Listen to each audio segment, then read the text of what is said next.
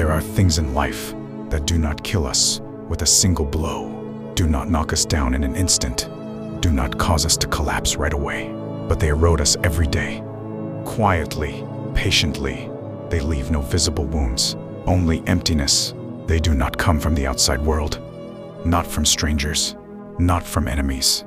They come from the place we least suspect, our own inner world, from the thoughts we repeat every morning, from the words we whisper to ourselves every night, from the way we explain our failures, and from the excuses we make for every delay. We believe we are victims of circumstance. We believe that if we had been born somewhere else, met different people, been just a little luckier, had a bit more time, our lives would have turned out differently. But there is a truth few want to hear. Circumstances do not decide who we become. The way we respond to them does. Two people can stand in the same storm. One learns to build shelter. The other simply waits for the sky to clear. The storm makes no distinction, but the outcome does. Life is the same. We often judge life by fleeting emotions. When we feel tired, we allow ourselves to give up. When it feels hard, we say, "This isn't for me." When progress is slow, we decide, "It's not the right time."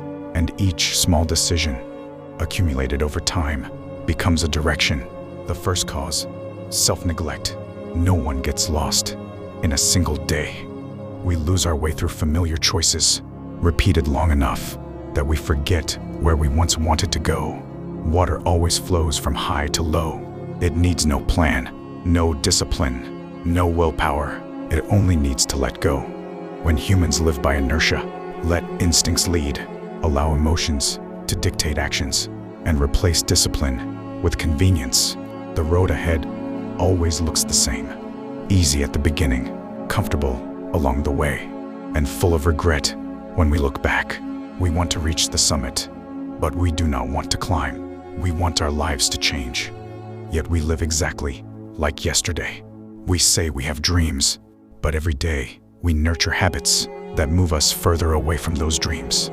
And one day, we find ourselves standing very low, lower than where we began.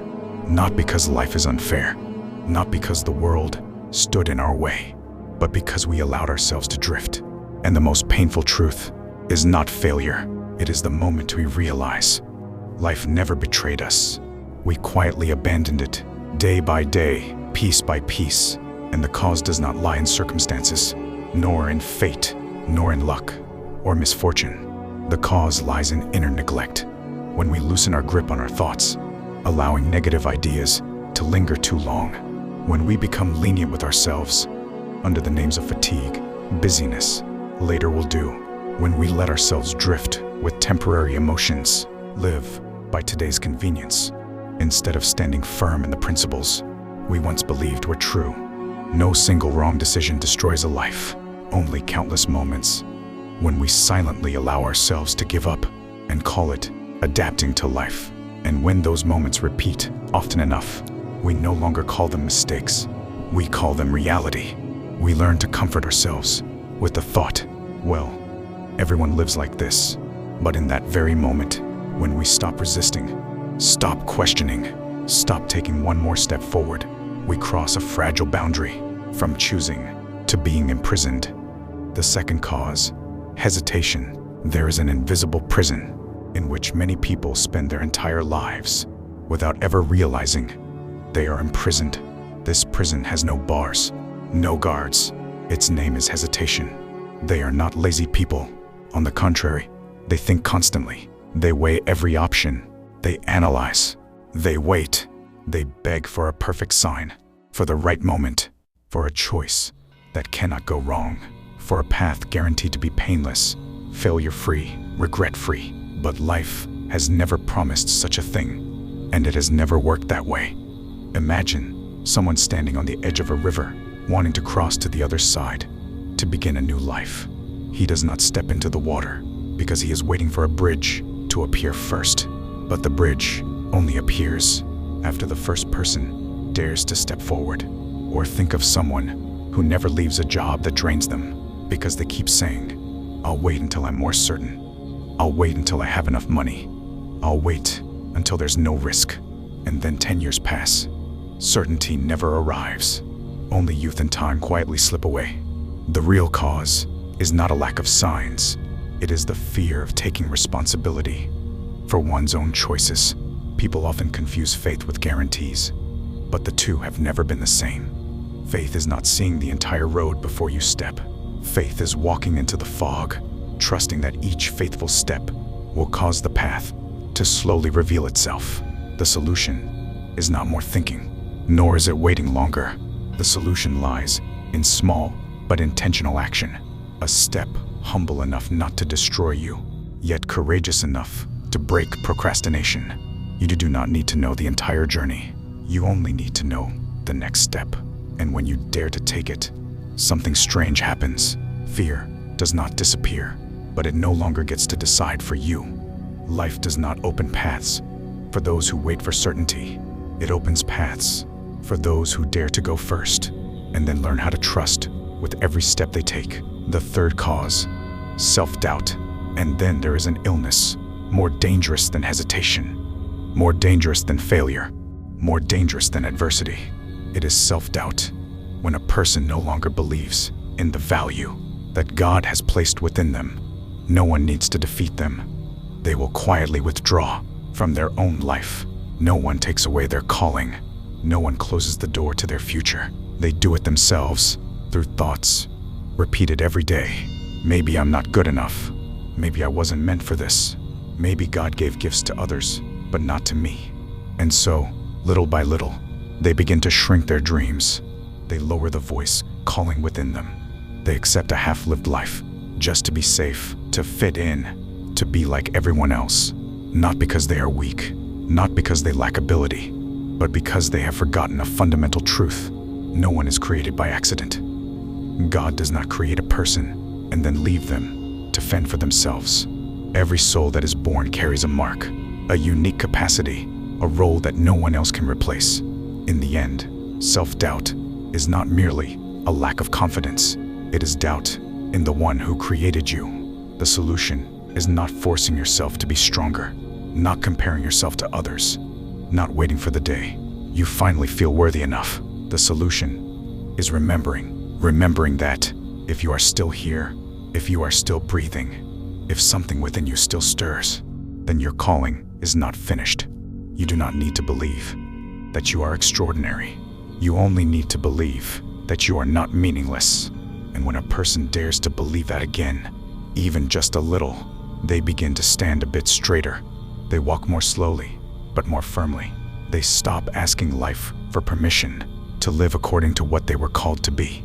Because the greatest tragedy is not failing your calling, but never daring to live for it at all. The fourth cause, anxiety. Anxiety works the same way. It does not make tomorrow better. It only drains today. Not because bad things are certain to happen, but because we choose to live inside the fear of them before they ever arrive. We place unborn days onto shoulders already tired, then wonder why we no longer have the strength to move forward. Prolonged anxiety turns the soul into a slave, not a slave to circumstances, but a slave to imagined scenarios in our own minds, like someone who stays awake all night, guarding against a storm that may never come. By the time dawn arrives, the storm is still absent, but the person is already exhausted. People often believe anxiety is a form of responsibility, that if they worry enough, misfortune will somehow lessen. But the truth is the opposite. Anxiety does not protect us from suffering. It only makes us suffer sooner. And here's the simple truth. We forget most often. Life continues. Whether we worry or not, the sun still rises. Time keeps moving. The things beyond our control continue to unfold in their own way. The solution is not to stop caring, but to stop carrying what was never ours to carry. Learn to distinguish what you can do today. Do it. What has not yet arrived, release it. Not surrender, but release in order to breathe. Release so you can fully live in the present moment, the only place where life truly happens. When people stop trying to control the entire future, they begin to regain control of themselves. And the paradox is this: only when we dare to set the burden down do we gain the strength to continue walking the road ahead. The fifth cause, excessive caution. Some people live their entire lives wrapped in excessive caution. They call it wisdom. They take pride in not being reckless, not taking risks, not placing themselves in situations where they might get hurt. But in truth, it is only fear wearing a beautiful disguise called safety. They do not love fully because they fear abandonment. They do not trust completely because they fear betrayal. They do not step beyond familiar paths because they fear being wrong, fear losing everything. They say, "I'm just being careful." But as the years pass, what is lost is not possessions, but unlived possibilities. They forget a very simple truth. From the moment we are born, we enter a world filled with risk. To love is a risk because hearts can break. To trust is a risk because no one is guaranteed not to disappoint us. To pursue a dream is a risk because failure is always waiting somewhere. Yet, it is precisely these things that make life worth living. The deeper cause is not circumstance, but a mistaken belief that if we are careful enough, we can avoid suffering. The truth is this: suffering cannot be avoided. It can only be faced. The solution is not reckless living. It is intentional living, knowing clearly what is worth the cost, knowing which fears deserve our attention and which fears must be overcome, because the greatest risk is not loss, not failure, not being hurt. The greatest risk is living an entire life in safety without ever truly living at all. The sixth cause, pessimism. And then there is pessimism, a quiet but dangerous habit when people see only darkness and slowly forget that light has always existed. The truth is this: darkness does not need to win. It only needs the light to go unseen. The same situation, the same event, the same challenge. One person sees a door opening, another sees only a wall closing in. One person loses a job and calls it the end. Another loses a job and hears a call to change direction. One person stumbles and says, "I'm just unlucky." Another stumbles and asks, "What is this trying to teach me?" It is not that life is unfair. Life is simply neutral. The mind chooses how to interpret it.